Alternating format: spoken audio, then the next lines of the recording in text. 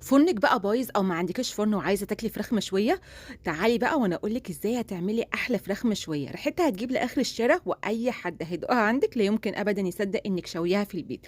هنعملها بقى النهارده في الطاسة وكمان زي ما قُلت لكم بدون فرن، طريقة فظيعة جدًا، جدًا، جدًا. يالّا بينا بقى نشوف عملنا الوصفة الجامدة دي إزاي، بس يا ريت في الأول ما تبخلوش علينا باللايك. في الأول خالص كده معانا فرخة وزنها كيلو 700 جرام، تمام؟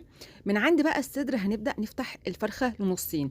طبعًا تقدري تستخدمي أو تقطعي الفرخة بالمقص أو بالسكينة. بعد بقى ما فتحنا الفرخة النُصين بالشكل ده، الرقبة بقى اللي بتبقى موجودة فوق هنبدأ نقطّعها، وبيبقى في كده زي عضمتين كده على أطراف الفرخة، العضمتين دُمّة برضه هنبدأ نشيلهم. أنا هنا الغرض من الخطوات دي إن أنا عايزة أسرّع من التسوية بتاعة الفراخ ومش عايزاها تاخد معايا وقت طويل جدًا. نيجي بقى على المنطقة بتاعة الصدر، هنبدأ يا جماعة نعمل زي جيب كده، بُصّوا هاوريكم أهو، زي جيب كده في الصدر، تمام؟ برضه الغرض من الخطوة دي إن أنا عايزة أخلّي الصدر يبقى مستوي معايا جدًا. باجيب كده الصدر زي ما أنتم شايفين وباجي كده في النُص أعمل فيه فتحة شبه الجيب، وكمان الورك هنبدأ بس كده بالسكينة هنفتح حوالين العضم بتاع الورك، وزي ما قُلت لكم الخطوات دي كلّها الغرض منها إن إحنا نسرّع من التسوية. وبسكينة هنبدأ نعمل فتحات في الفرخة بالشكل اللي أنتم شايفينه، وبعد كده هناخد بقى الفرخة كده زي ما هي وتعالوا نحطها في محلول نقع علشان نضمن إن ريحتها بتبقى كويسة معايا. طبعًا جبت صينية واسعة كده حطيت فيها شوية من المَيّة، وحطيت معلقتين كبار من الملح، وكمان معلقة كبيرة من السكر، وبعد كده بقى هاعصر عصير ليمونة أو ليمونة ونُص زي ما أنتِ يعني حابة، وهاضيف بعد كده ورقتين من ورق اللورا، وكمان معلقة كبيرة من الطحينة. عايزة أقول لكم الطحينة يا جماعة بتفرق أوي في إن هي بتضيّع زفارة أو ريحة الزفارة بتاعة الفراخ. هاقلّبهم بقى كويس مع بعض، وهاجيب الفرخة بتاعتنا دي نحطها في محلول النقع ده، ونسيبها حوالي نُص ساعة، وبعد كده بقى لازم ناخدها كده تحت الحنفية ونغسلها كويس جدًا، جدًا، جدًا. بعد بقى ما غسلناها كويس بنسيبها تتصفى معانا، وبعد كده بقى زيادة برضه أمان إن إحنا بنجيب منديل وبنمسح أي سوائل موجودة في الفرخة معانا. هنتبلها بقى بشوية من الملح وشوية من الفلفل الأسود، وهنا مش هاتبلها غير بالملح والفلفل الأسود وبس. طبعًا تبلتها من الناحية اللي أنتم شايفينها، وبعد ما تبلناها كده هنقلبها بقى على الناحية التانية، وهنتبلها كمان بشوية من الملح وشوية من الفلفل الأسود. وكده بقى الفرخة بتاعتنا بقت جاهزة معانا، تعالوا أقول لكم هنشويها إزاي. بنجيب كده طاسة، طبعًا الطاسة دي طاسة تيفال، وهنا أنا بافضّل التيفال في الوصفة دي عشان بس أضمن إن الفرخة ما تتحرقش معانا. هنحط فيها معلقتين كبار من الزيت، وهنجيب بقى الفرخة بتاعتنا القمر دي هنحطها في الطاسة. طيب بعد كده بقى هنعمل إيه، أي يا جماعة طبق عندكم بس الطبق ده طبعًا يكون بيستحمل الحرارة، هنبدأ نحطه على الفرخة بالشكل ده، ونجيب بقى حلة نكون حاطين نُصّها أو نُص كمية الحلة يعني مَيّة، وهنغطي عليها. والغرض بقى بتاع الخطوة اللي إحنا بنحط في الحلة مَيّة، إن إحنا عايزين نعمل كده زي تُقل في الفرخة فتتشوي معانا وتيجي لنا اللون بتاع الشوي اللي إحنا بنجيبه من برّه. على نار أقل من وسط هنرفع بقى الفرخة على البوتاجاز يا دوبك تِلت ساعة بالضبط، تِلت ساعة على نار أقل من وسط، ونفتح بقى عليها ونبدأ نقلبها على الناحية التانية.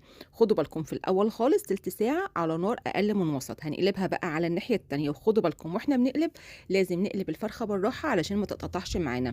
وبرضه بقى هنهدّي بقى النار خالص ونسيب الفرخة كمان على الناحية التانية، هنسيبها كمان تِلت ساعة. بس خدوا بالكم من نقطة مهمة جدًا، كل شوية لازم نتأكد إن الفرخة عليها سوايل وعليها مَيّة علشان بس إيه، أضمن إن هي ما تتحرقش معايا. طبعًا الفرخة بتنزّل السوايل بتاعتها، بس لو حسيتِ إن السوايل بتاعتها بدأت تقِل ممكن تزوّدي شوية من المَيّة. تعالوا بقى كده نجهّز خلطة اللي إحنا أو التتبيلة اللي إحنا هنتبّل بيها الفراخ. جِبت معلقة كبيرة من البابريكا، حطيت عليها ربع معلقة صغيرة توم بودرة، بصل بودرة، شوية من الكركم، وكمان شوية من الملح، معلقتين كبار من الزيت، وهاضيف عليهم عصير نُص ليمونة. وهاضيف كمان كده يا جماعة زي معلقة كبيرة من صوص الباربيكيو، بيفرق أوي في الطعم بتاع الفراخ المشوية.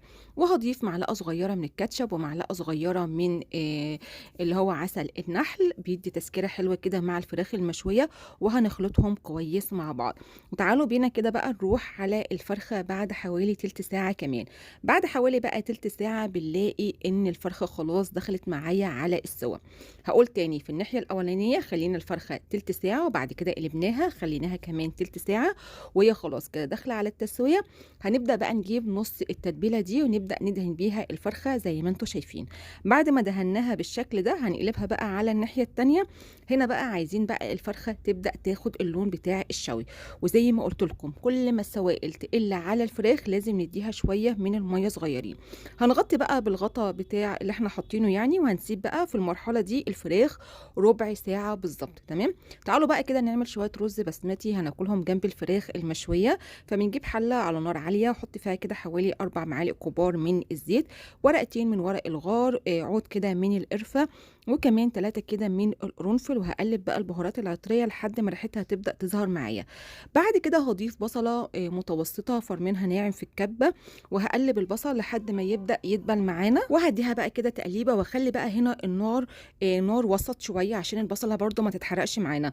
هظبط بقى الملح وشوية من الفلفل الأسود، وهضيف كمان كده شوية من السبع بهارات، وكمان معلقة صغيرة من الكركم علشان بس عايزين اللون بتاع الرز يجيني في الآخر اللون الأصفر الجميل، وكمان شوية من مرقة الدجاج الفورية. هنخلطهم كويس مع بعض، وبعد كده هنضيف 3 كوبايات ونص من المية. وهنا بقى هعلي النار واسيب المية لحد ما تغلي معايا. اول لما المية بتغلي معايا بضيف كوبايتين من الرز البسمتي. عايزه اقول لكم بقى غسلاهم ومصفيهم كويس، وكنت كمان نقع الرز البسمتي حوالي ربع ساعة. ضروري جدا لازم ننقع الرز البسمتي علشان الطعم في الاخر، وعلشان كمان لما تيجي تاكليه ما تحسيش ان هو مقرمش معاكي كده او ايه، يعني بيشد معاكي، فاهماني. هغطي بقى على الرز على نار عاليه واسيبه لحد ما يبدا يتشرب معايا. واول لما يبدا يتشرب معايا بالشكل ده بهدي بقى النار شمعه واسيب الرز لحد ما بيبدا يستوي معايا. بس في الاول بديله كده تقليبه صغيره وهدي عليه النار واغطي عليه واركنه بقى على جنب. وتعالوا نرجع للفرخه بتاعتنا القمر. بعد حوالي ربع ساعه بقى تعالوا كده نفتح على الفرخه بتاعتنا. ما شاء الله كانت اخدت لون من تحت فظيع. تعالوا بس كده اوريكم لون الشوي اللي اخدته من تحت.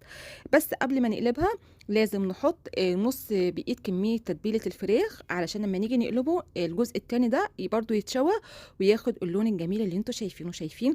لا حطيناها بقى في شواية ولا فرن ولا على فحم ولا على اي حاجة. هي الطريقة دي اللي هتخلي معاكي الفراخ مشوية زي بتاعت بره بالظبط. وهنا حسيت ان السوائل بدأت تقل معايا، ضفت كده حوالي 5 معالق كبار من المية، ويا دوبك يا جماعة 5 دقايق بالظبط وقلبت الفرخة على الناحية التانية. وكده الفرخة بقت مظبوطة معايا واخدة لون الشوي القمر الجميل اللي انتوا شايفينه ده. ويلا بينا بقى نفتح على الرز ونشوف الرز بعد ما استوى بقى عامل ازاي. الرز يا جماعه مفلفل جدا جدا جدا ولونه زي بتاع بره بالظبط. وعايزه اقول لكم بقى بجد الحاجه اللي بتبقى معموله في البيت بيبقى طعمها انضف واحلى، طعمها احلى طبعا، بس بتبقى حاجه نظيفه وموفره جدا. هناخد بقى الرز البسمتي كده ونبدا نغرفه في طبق التقديم. ويلا بقى كده عشان نجيب الفرخه المشويه القمر بتاعتنا. شايفين يا جماعه شكلها عامل ازاي؟ هنا كمان كان في سائل كده، شويه سوائل نازلين من الطاسه، لمعت بيهم الفرخه من فوق بالشكل اللي انتوا شايفينه عشان بس تدينا اللمعه بتاعت الفراخ المشويه الحلوه. ايه رايكم بقى في المنظر الجميل ده؟ انا بس بتمنى منكم ان انتوا لو عجبتكم الوصفه تدعموا الفيديو بلايك وتعليق حلو منكم. بصوا بقى الفراخ يا جماعه مش عايزه اقول لكم مستويه، الفراخ دايبه معانا. واظن بقى من حقي بعد المنظر القمر ده انا عايزه الكومنتات كلها مفيش فيها غير تسلم ايدك يا موليلي. لايك بقى لو عجبكم الفيديو، وربنا يحسن ما بين ايديكم وبالف هنا وشفا.